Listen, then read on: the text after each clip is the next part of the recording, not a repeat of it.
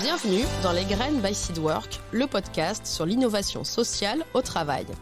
Je m'appelle Assia Milan et depuis une vingtaine d'années, j'accompagne les organisations à favoriser un développement qui place l'humain au centre. Quoi de mieux de partager avec celles et ceux qui osent expérimenter dans leur propre entreprise. Tous les trimestres, je vous propose une mini-série sur un thème d'innovation sociale choisi parmi une longue liste. L'organisation du travail, le temps de travail, le management, la qualité de vie au travail ou encore les espaces de travail. Rendez-vous donc chaque mois pour découvrir un nouvel épisode de la mini-série sur vos plateformes d'écoute préférées, Apple, Spotify, Deezer, et sur YouTube et sur mon blog Les Graines by Seedwork, accessible depuis mon site internet www.seedwork.fr. Pour cette troisième et dernière série de 2023, je vous propose d'aborder un thème qui a été le sujet de la semaine pour la qualité de vie au travail cette année et qui est au cœur de tous les débats, les transitions, dont la transition écologique fait partie intégrante, avec tous ses impacts sur les changements de modèle, qu'ils soient économiques, organisationnels ou humains au sein des entreprises. Au menu, découvrir des témoignages, bonnes pratiques et enseignements pour allier écologie, économie et bien entendu qualité de vie et conditions de travail des collaborateurs et des dirigeants.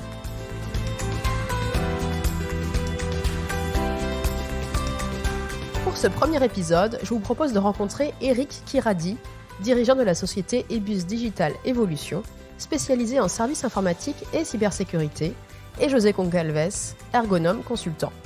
Tous deux ont partagé au micro des Graines by Seedwork leur retour d'expérience sur un projet qui vise à développer l'écologie au travail. Je vous laisse découvrir plus en détail ce dont il s'agit et le projet mis en œuvre. Bonjour Eric Kiradi et José Concalves. Merci de nous accueillir Eric dans ton entreprise ici à Ebus à Évreux. Est-ce que tu pourrais te présenter en quelques mots et présenter ton entreprise ? Oui, bonjour. Donc, je m'appelle Eric Kiradi, je dirige l'entreprise Ebus. Donc, c'est une entreprise que j'ai créée en 2004 avec un associé qui s'appelle Antoine, qui lui est directeur technique dans l'entreprise. Moi, j'assure la direction générale. Donc, Ebus est une entreprise de services numériques et on est spécialisé sur tout ce qui va être mise en place d'infrastructures informatiques, réseaux et télécoms. Et on fait également des prestations de développement à destination d'entreprises. Donc, on travaille exclusivement avec des entreprises qui sont soit sur le territoire normand, soit sur Paris, région parisienne. Et vous êtes combien de salariés ? Alors, on est 14 salariés dans l'entreprise. On a 14 personnes, 12 salariés et 2 non-salariés. Nous avons environ 1,8 million de chiffre d'affaires sur l'année dernière et on travaille avec une centaine de clients à peu près. D'accord, merci pour cette présentation. Et José, de ton côté, peux-tu nous expliquer ce que tu fais et ton rôle dans l'accompagnement qui a été réalisé auprès de la société d'Eric ? Donc, José Gonçalves pour la société Transformée en Marchand, donc une entreprise d'accompagnement aux bifurcations, que ce soit écologique, organisationnelle, mais aussi sur les questions de santé et de relations au travail. Donc auprès d'entreprises, de collectivités et aussi auprès d'individuels ou de groupes, soit par du co-développement ou de la formation, de l'accompagnement. Et c'est dans ce cadre-là qu'on a été amené à travailler ensemble avec Ebus et en particulier Eric, puisqu'il était le référent pour le projet transition écologique, économique et sociale. Merci José. Donc justement, on va en apprendre un petit peu plus sur la démarche qui a été mise en place. Quand on a préparé ce podcast, vous m'avez tous les deux, parce que je vous ai eu séparément, mais vous m'avez tous les deux parlé d'un concept, l'écologie au travail. Donc j'ai trouvé ça très intéressant. Est-ce que Eric, tu peux nous en dire plus sur ce que c'est pour toi en tant que dirigeant et ce que ça revêt ? Oui, alors au niveau d'Ebus, on a tout d'abord sur l'écologie un premier aspect qui est l'aspect sur lequel on pense en premier, à savoir quel est l'impact de nos activités sur notre environnement, en particulier dans le domaine informatique où on est amené à utiliser beaucoup d'équipements, où on est amené également à utiliser beaucoup d'énergie. Donc ça a été le premier élément sur lequel on avait une prise de conscience.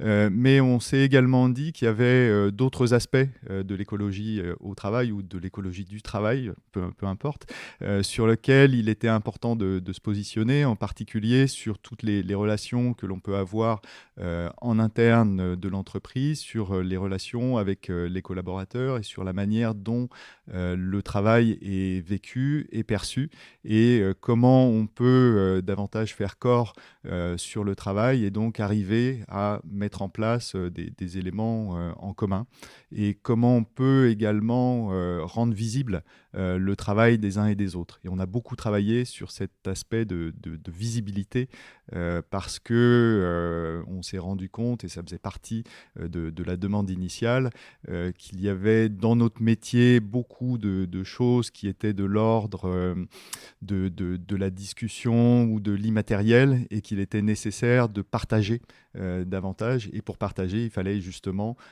travailler sur la visibilité du travail.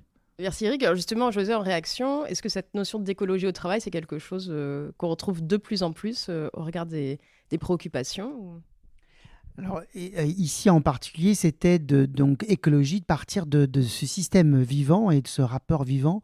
Et donc, dans cette visibilité, on a beaucoup creusé qu'est-ce qu'on rend visible du travail, qui, par essence, ne se voit pas, si ce n'est les résultats ou le comportement. Et c'était d'aller au-delà pour permettre effectivement qu'il y ait d'autres formes d'espace pour discuter du travail, pour engager le travail et pour le donner à voir ce que je fais à l'autre, pour que l'autre puisse aussi prendre en compte mon travail. Donc écologie humaine, c'est vraiment comment ce vivant circule dans un collectif de travail et dans une entreprise, dans une collectivité, dans un service.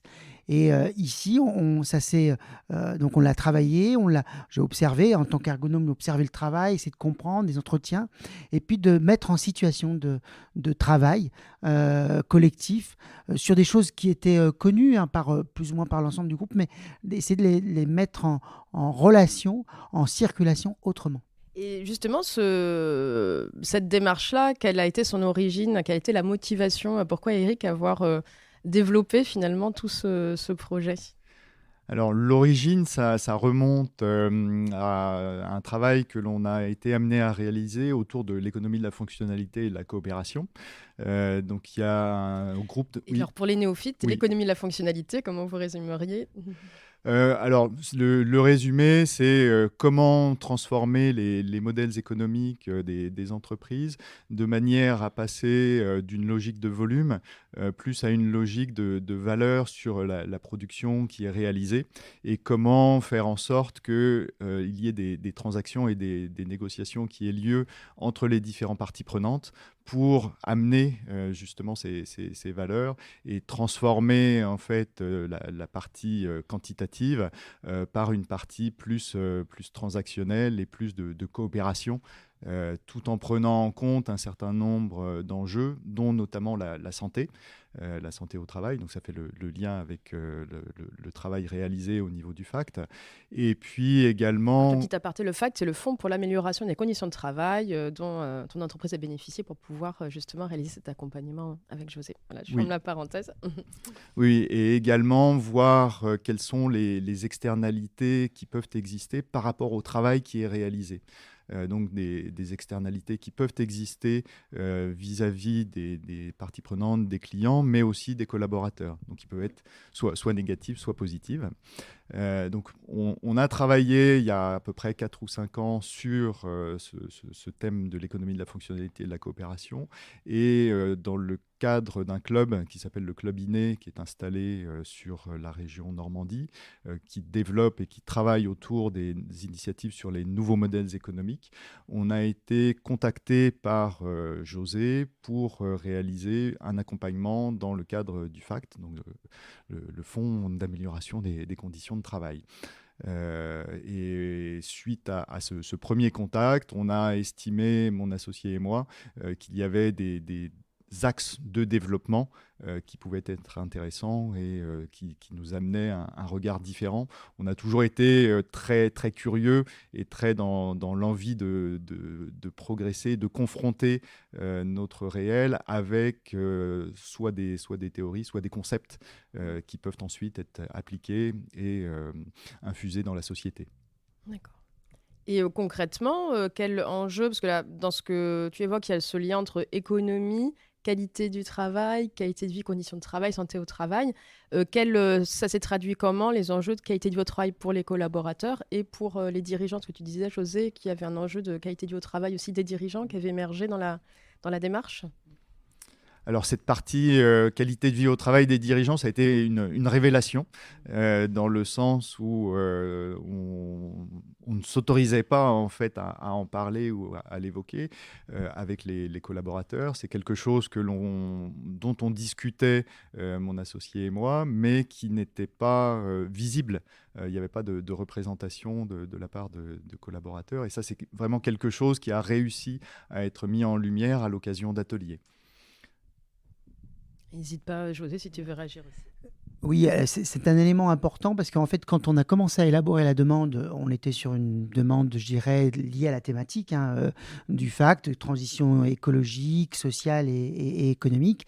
Et au fur et à mesure que on a travaillé avec Eric, après avec l'équipe de manière au sens large, et puis ensuite l'équipe projet qui s'est constituée, et les échanges qu'on a eus avec Eric et Antoine, donc qui sont les deux fondateurs de Ebus, il a émergé le fait qu'il y avait aussi dans le sujet un sujet pour eux-mêmes. Et de fait, on a traité cette question de la qualité du travail dans son ensemble, gérants et salariés. Et ce qui a permis aussi, peut-être, en tout cas dans ce qu'on a observé par certains ateliers, qu'il y ait des prises de conscience des deux parties. Comprendre que le travail de l'autre avait des contraintes, et même s'il était le directeur commercial ou le directeur technique. Et de comment mettre ce travail en discussion avec l'ensemble des acteurs, que ce soit le développeur, que ce soit le responsable hotline ou autre. Et autour d'ateliers, donc c'est-à-dire à partir de choses réelles. Et donc, un dialogue se tisse sans que ce soit quelque chose de descendant ou quelque chose qui pourrait être de l'ordre du réflexif, un peu coupé du réel. Justement, vous parlez d'ateliers. Est-ce que concrètement, vous pouvez illustrer, alors ça par exemple, Eric, quelques actions qui ont été mises en œuvre dans le cadre de cette démarche-là et qui permettent peut-être d'allier les enjeux justement d'écologie et puis les impacts sur la qualité de vie au travail des équipes et ou des dirigeants. Et puis après, peut-être, José, d'apporter un éclairage sur comment tu t'y es pris dans la méthode. Voilà, qu'est-ce qui est important en termes de méthode de travail pour arriver à ces résultats. Mais peut-être sur une ou deux actions phares. Alors, premières choses, quelque chose qui a vraiment été structurant pour nous, ça a été de développer tout un tas d'objets permettant de discuter du travail. Alors, par objet, j'entends des éléments physiques qui vont représenter soit des composants de matériel ou d'équipements qui sont mis en place chez les clients, mais aussi d'outils qui sont utilisés en interne. Et le fait d'avoir ces outils à disposition permet de s'affranchir d'un certain nombre d'obstacles et de contraintes. Ça met en mouvement en fait la réflexion. Les uns les autres, on manipule des objets plutôt que des concepts. Donc ça rend vraiment tangible le travail. Ça évite également de se concentrer sur la formalisation de ces objets, puisqu'ils existent déjà. Et le fait de pouvoir les manipuler, ça permet de reconfigurer en fait, le travail, de reconfigurer les process qui sont en jeu, justement pour arriver sur la notion de processus et d'échange qu'il peut y avoir entre les différentes personnes pour arriver à obtenir le résultat qui est attendu. Donc ça, c'est vraiment cette mise en lumière du travail, de pouvoir sortir un petit peu de l'aspect purement théorique pour pouvoir montrer aux uns et aux autres ce qui est fait. Quels sont les impacts que certaines actions peuvent avoir sur le travail de l'autre qui a été intéressant. Et ça, je pense que c'est un des enseignements qui est très éclairant, qui est de pouvoir, ne serait-ce qu'en manipulant des objets, montrer que son propre travail est dépendant des autres, mais a aussi un impact sur les autres. Et donc, du coup, ces supports, ces avatars, tu citais des avatars comme support à la discussion, au dialogue sur le travail. Oui, c'est ça. Et donc les avatars permettent aussi de se retirer, de dépassionner un petit peu le débat et de pouvoir s'exprimer plus librement. Ça a permis à certaines personnes de s'autoriser à dire des choses qui autrement ne seraient pas sorties à l'aide de discussions habituelles. Et ça, c'est quelque chose que vous gardez aujourd'hui dans le fonctionnement pérenne de l'entreprise, mais qui a été développé à l'occasion. C'est ça, je vois une grande table avec des schémas, des petits cartons. C'est ce que vous utilisez aujourd'hui en Oui, équipe? c'est toujours utilisé. Ça, c'est quelque chose qu'on a utilisé en début de semaine avec un partenaire. Donc, en fait, on souhaitait être accompagné par ce partenaire sur un projet. Et donc, c'était la présentation du projet qui a été faite au partenaire par cet intermédiaire. Et ce qui est marrant, c'est qu'il s'est dit, ah oui, je vais reprendre l'idée, je vais l'adapter un petit peu, mais ça me parle vraiment par rapport à ce que je peux faire chez mes clients. Il y a des graines qui sont semées, Oui. y compris chez les clients. Donc, je pense que José a un grand sourire. C'est toujours satisfaisant quand on accompagne de voir aussi peut-être ces éléments-là. Alors, je ne pourrais pas mieux résumer et synthétiser ce que vient de dire Eric. Juste une ou deux choses. Ça ne va pas de soi. Et on le discutait en aparté, ça ne va pas de soi. Néanmoins, c'est la temporalité qui permet petit à petit de se rencontrer. Et donc, de fait, avec le temps, en tant qu'ergonome, effectivement, ça a été c'est de comprendre, d'accompagner cette demande qui, rappelons-le, c'était cultiver les communs, puisque vous changiez de lieu d'exercice, vous passiez d'un local assez petit pour l'époque et au regard de la taille de l'équipe à un lieu beaucoup plus grand. Donc, cultiver les communs pour améliorer la qualité de vie et comment habiter ce commun.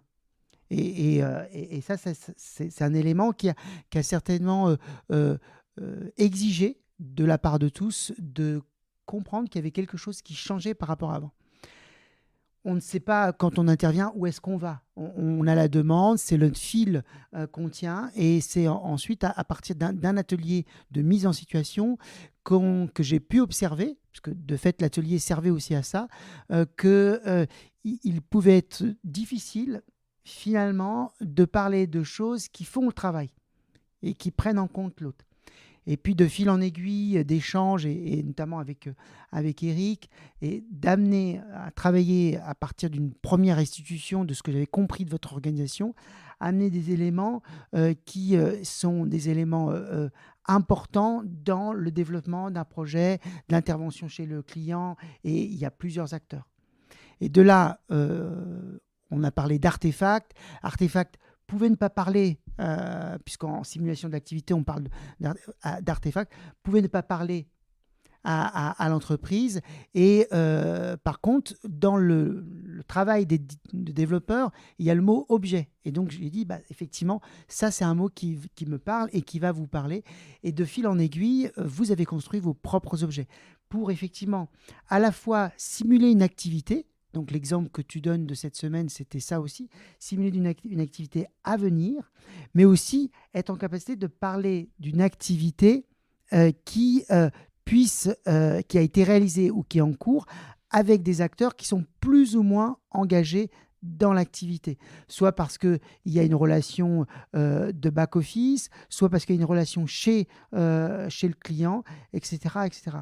Et de pouvoir en parler, comme tu dis, avoir une certaine distance avec le sujet qui est encore frais, pour pouvoir comprendre et effectivement donner déjà des éléments de ce que j'ai fait, de ce que j'ai arbitré, régulé dans la prise de telle ou telle décision. Et dans la simulation pour le premier test qu'on a fait en avril, il était intéressant de voir que la participation était complètement différente des acteurs présents par rapport à 6 mois auparavant, et que les uns et les autres ont pu dire « Ah bah tiens, tu fais comme ça, je ne le savais pas ». Et chacun s'autorisait à dire. Et maintenant, je comprends pourquoi tu me demandes ça. Donc, c'est vraiment important. À la fois une meilleure interconnaissance, une expression de toutes et tous et un travail collaboratif dans la durée. Finalement, un appui à la collaboration d'équipe, mais y compris avec les clients et partenaires. Du coup, c'est vraiment l'ensemble des parties prenantes qui sont impliquées dans ce type nouvelle façon de discuter du travail. Oui, c'est une nouvelle façon de discuter du travail, une nouvelle façon également d'engager la relation en interne, mais aussi avec les clients, justement pour leur permettre d'exprimer plus facilement quelles sont leurs attentes. Parce que dans notre domaine, dans le domaine de l'informatique, qui est un domaine très technique, la plupart des clients ne savent pas exactement quels sont les attendus, mis à part le fait que le système doit fonctionner. Donc nous, on est là pour assurer la disponibilité des systèmes. Mais au-delà de ça, qu'est-ce que ça veut dire pour chaque client, un système qui fonctionne et qui leur permet d'assurer leur travail. Et est-ce que c'est facile ou difficile de faire le lien entre les enjeux écologiques, économiques et de qualité de vie au travail? Parce que finalement, c'est 3 dimensions qui peuvent être interconnectées.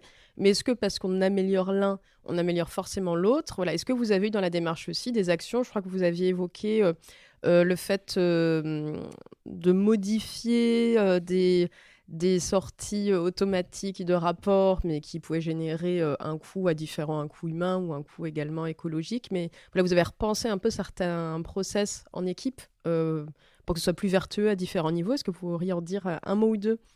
Oui, alors il y a différentes choses qui ont évolué par rapport justement au rapport dont tu parles. En fait, on a, nous, sur les systèmes de nos clients, tout un tas d'éléments qui sont supervisés, donc qui sont suivis et qui remontent de la donnée. Or, ces données, avant, remontaient à fréquence très régulière. Et en analysant le besoin et en analysant ce qui était fait de ces données, on s'est rendu compte qu'il était absolument inutile de les remonter de manière aussi fréquente, qu'une remontée une fois par jour pouvait être largement suffisant. Et le fait de limiter ces fréquences limite la charge qu'il y a sur les réseaux, limite également la quantité de données qui sont stockées et la quantité de données qui sont à analyser derrière et donc à traiter. Donc, juste sur ce petit aspect de modification, parce qu'il y a prise en compte de la finalité des informations qui sont remontées, on arrive comme ça à prendre conscience de l'impact qu'il peut y avoir sur le fonctionnement de nos systèmes et du coup sur les économies qui peuvent être générées, que ce soit des économies en termes d'énergie, en termes de ressources et donc en termes financiers. On a également développé un certain nombre d'outils en interne qui ont participé en fait de l'écologie au travail. José parlait d'éléments qui étaient sortis à l'occasion de discussions où les collaborateurs ne savaient pas qui faisait quoi ou qui avait besoin de quelle information. Et donc, partant de ces besoins qui sont remontés, on a été amené à développer des outils permettant de structurer l'information et de pouvoir, à la source, capter et faire exprimer la bonne information de manière à ce qu'elle soit répercutée dans l'ensemble de la chaîne. Et donc, ça a évité un certain nombre d'interactions plutôt négatives, à savoir des interruptions pour essayer de récupérer des informations complémentaires, de capturer justement ces informations qui n'étaient pas exprimées. Et donc, la mise en place de ces outils a permis justement de faire en sorte qu'il y ait moins d'interruptions dans le travail et donc une qualité supérieure à la fois sur le rendu, mais également sur le travail de chacun. Et quelles réactions ont été faites à la fois auprès des équipes et des clients ou sur le fonctionnement de l'entreprise de ce type d'action? Alors sur les collaborateurs, c'est dans un premier temps accepter le fait que les choses changent. Donc c'est à partir du moment où on a amené des nouveaux services et des nouvelles manières de faire, c'est quelque chose qui a été accepté assez rapidement. L'avantage, c'est que ça amène plus de fluidité et donc une réactivité supérieure, ce qui fait que certaines réponses qui pouvaient être relativement longue à apporter aux clients parce que ça nécessitait beaucoup d'allers-retours en interne pour pouvoir construire la solution adéquate, eh bien, c'est quelque chose qui aujourd'hui est beaucoup plus rapide. Et donc, l'impact pour le client, c'est le fait que les réponses arrivent plus rapidement et de manière plus adaptée, plus précise par rapport aux besoins qui est exprimé. Et sur ce type d'action, il peut y avoir des initiatives proposées par les équipes sur des améliorations de ce type? Alors oui, donc ça a été quelque chose qui n'était pas forcément évident. Ce que José a mis en lumière, c'est le terme de s'autoriser à. Et donc, il a fallu que les équipes et que nous-mêmes mettions en place des espaces de discussion permettant aux équipes de s'autoriser à remonter des informations, des nouvelles pratiques, des manières de faire, même si on pensait, nous, que la porte était toujours ouverte et que donc les demandes pouvaient remonter sans aucune difficulté et qu'elles allaient être prises en compte.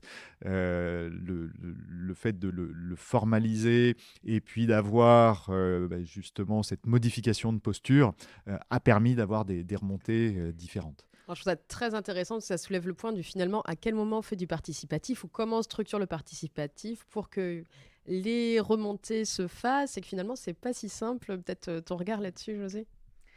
Comme je disais tout à l'heure, c'est-à-dire qu'on est dans l'écologie humaine au travail, donc c'est comment le vivant circule.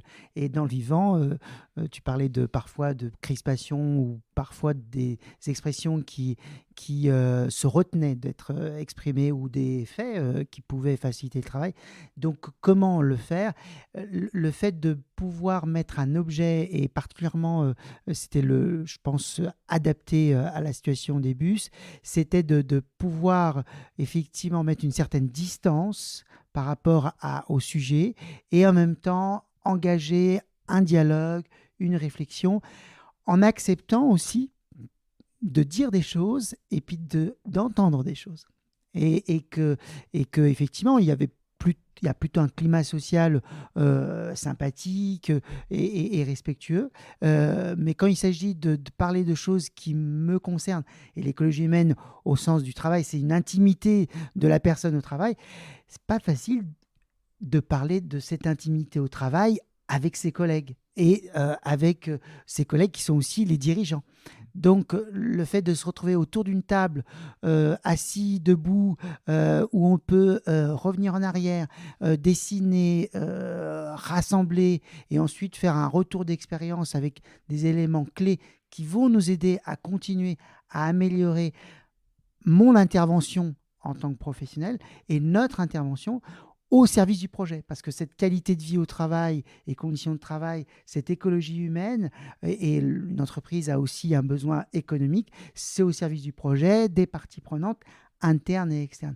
Et donc, de fait, mon travail, il n'est plus lié juste à une tâche que je dois réaliser pour un salaire ou parce que je dois le faire ou parce que j'aime le faire, parce qu'il y a beaucoup de passionnés quand même à Ebus, mais je le fais dans un collectif de travail. Et la circulation du vivant, elle se fait comme ça. Oui, ce qui est intéressant aussi, ça a été la modification dans nos postures physiques. Tu parlais du fait de travailler debout, d'avoir des espaces sur lesquels on peut changer justement de position et mettre en mouvement le corps. Et c'est vrai que cette modification-là a amené des réflexions différentes. A permis justement d'engager des conversations qui jusqu'à présent n'avaient pas lieu. Mais ça a été permis par le fait qu'on soit dans de nouveaux locaux avec davantage d'espace et donc avoir la possibilité de créer des espaces spécifiques et puis d'avoir davantage de circulation entre les humains et donc davantage de circulation de l'information. L'environnement de travail, les espaces de travail peuvent être un appui aussi au dialogue, à la discussion sur le travail? Oui, ils sont non seulement un appui, mais même ils sont fondamentaux par rapport au travail, par rapport à la qualité de vie. Son environnement compte énormément.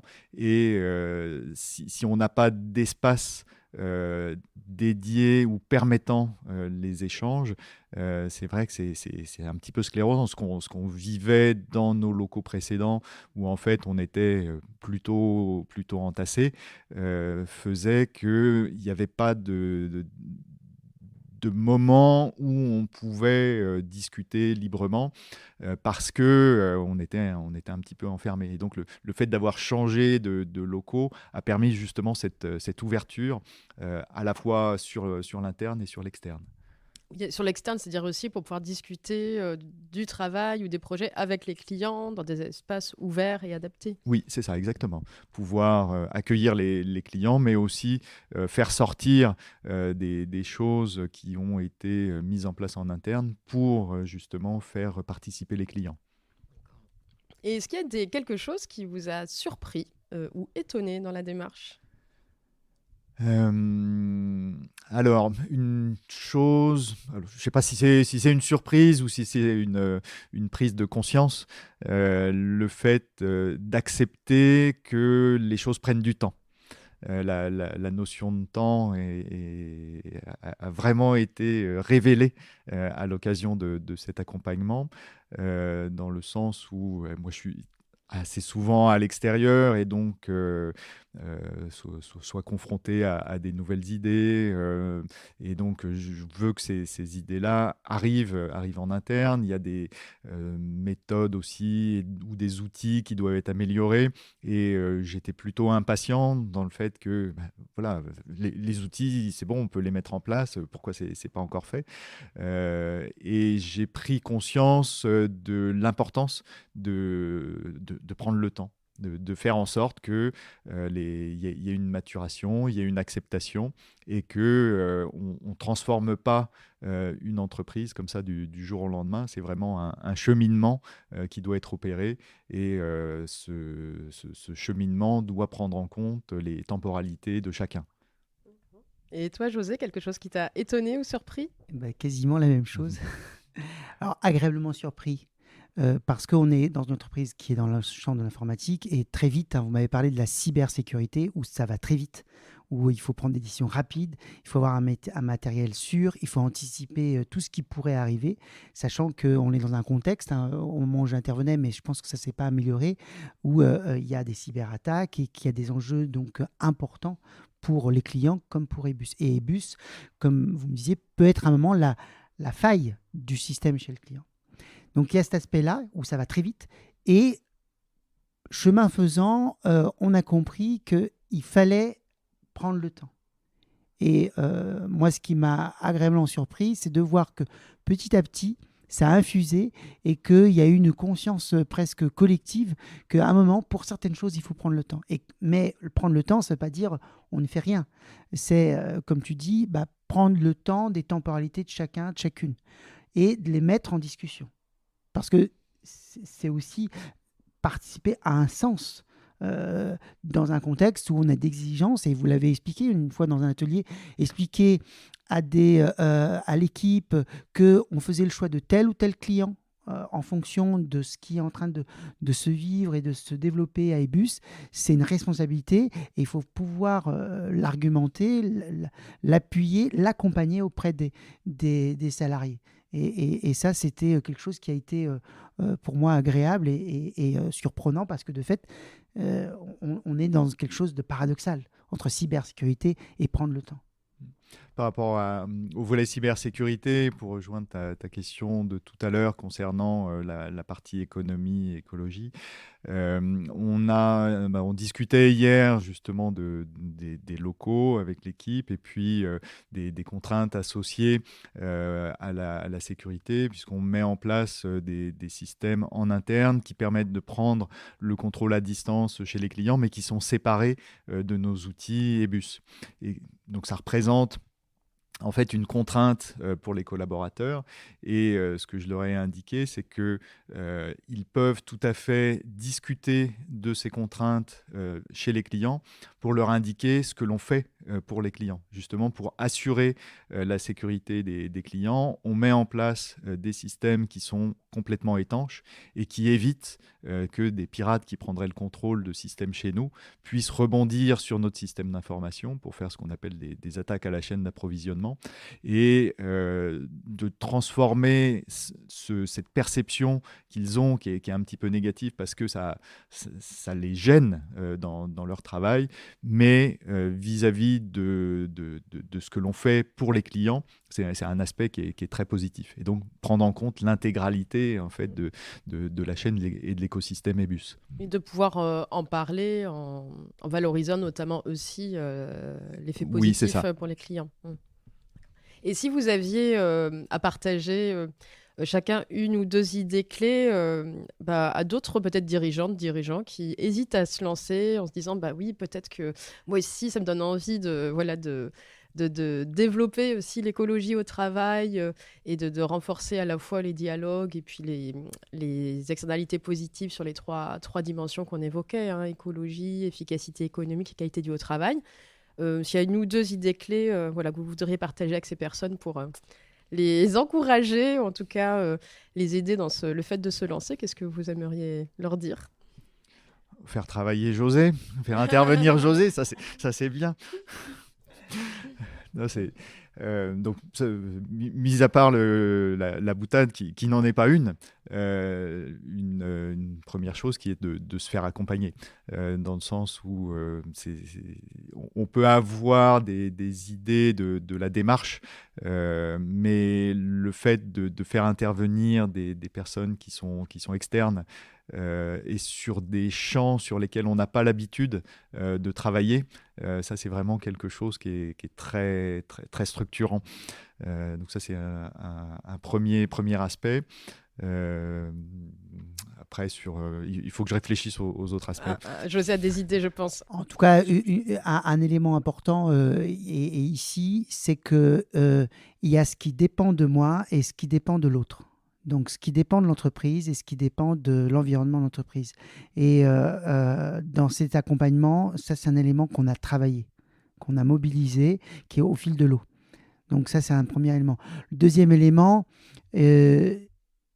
ici comme ailleurs, il est important que la dirigeante, le dirigeant prennent le temps, et ça demande du temps, mais ce n'est pas non plus un temps énorme, concentré sur une semaine. Nous, ce qu'on disait, c'est que ça s'est fait au fil de l'eau et que c'est à nous, en tant qu'intervenants, d'adapter notre intervention au temps de l'entreprise. C'est un gage de réussite pour justement, tu parlais d'infuser, mais vraiment prendre en compte le fait que qu'est-ce qui dépend vraiment de nous. Ce n'est pas si évident que ça.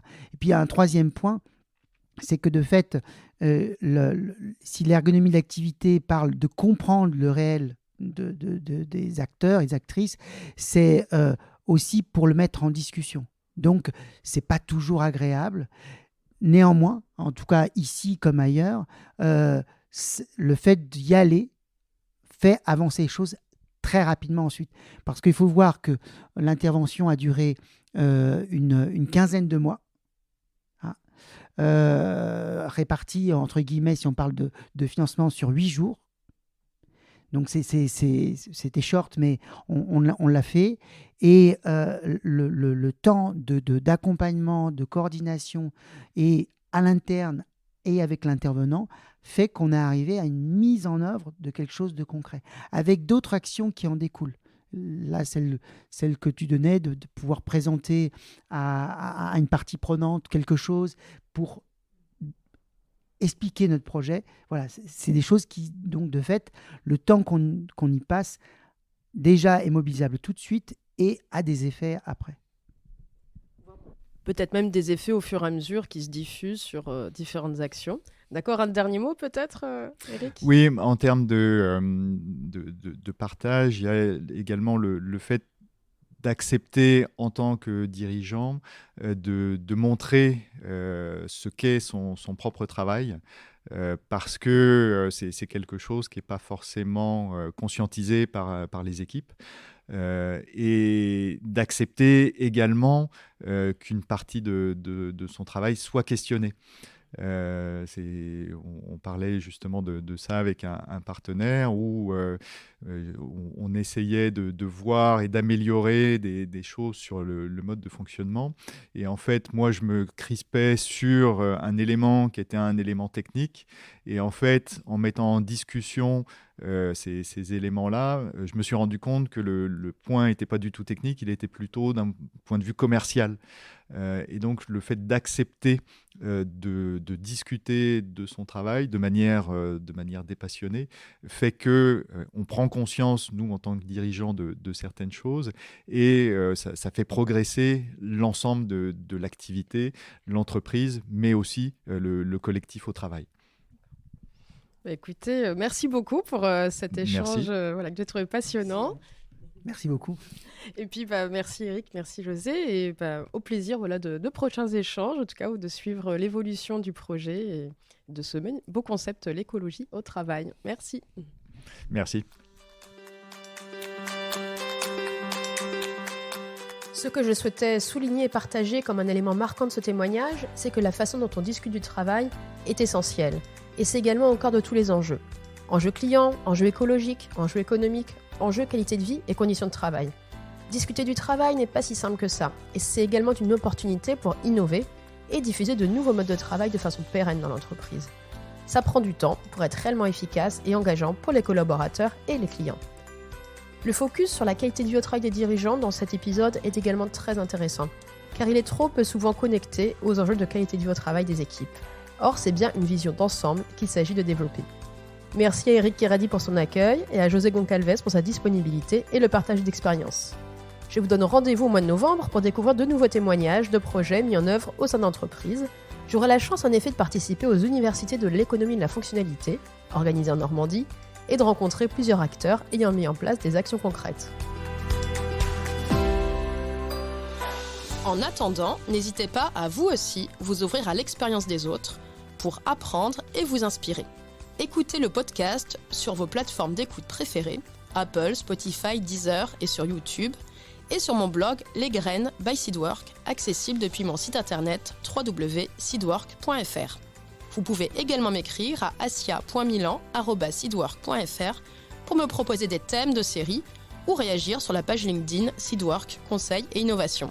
Je suis toute oui et impatiente.